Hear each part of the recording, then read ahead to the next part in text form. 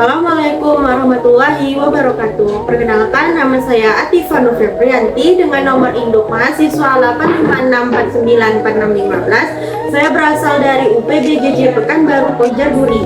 Di sini saya akan melakukan praktikum IPA di SD dengan modul 8 tentang listrik dan magnet, HP1 tentang kelistrikan. Selamat menyaksikan.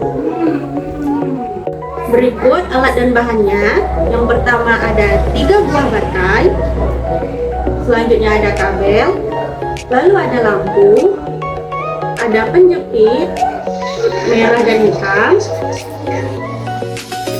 ada grafit atau anak pensil, ada kayu,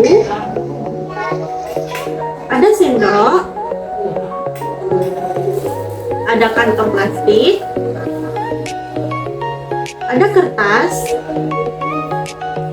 karet penghapus,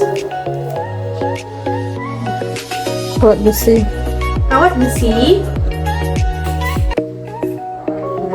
air keran, dan air garam. Pada awalnya percobaan, kedua ujung kabel dicapitkan atau dihubungkan secara langsung, dan hasilnya lampu menyala. Hal ini menunjukkan bahwa rangkaian listrik berfungsi dengan baik dan arus listrik dapat mengalir dengan lancar. Selanjutnya, berbagai benda diuji dengan meletakkannya di antara kedua ujung kabel untuk melihat apakah benda tersebut dapat menghantarkan listrik. Benda yang digunakan dalam percobaan ini antara lain anak pensil, kayu, sendok, plastik, kertas, penghapus, kawat besi, air keran, dan air larutan garam.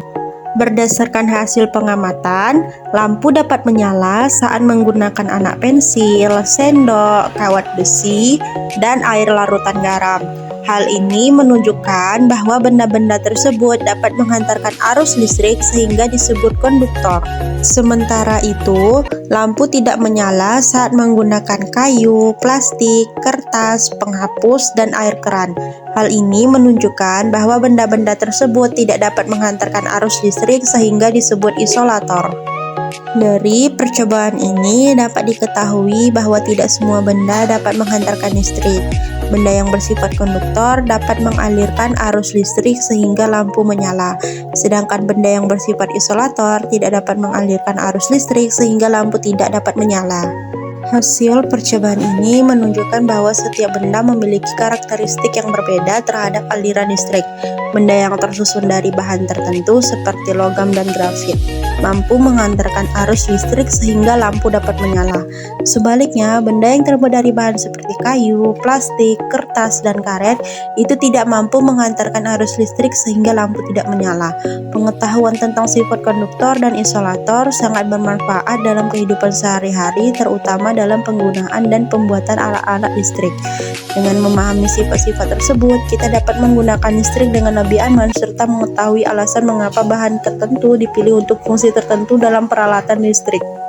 Jadi, kesimpulan pada praktikum kali ini ialah berdasarkan hasil praktikum, anak pensil, sendok, kawat besi, dan air larutan garam termasuk konduktor karena dapat mengantarkan listrik, sedangkan kayu, plastik, kertas, penghapus, dan air keran termasuk isolator karena tidak dapat mengantarkan arus listrik.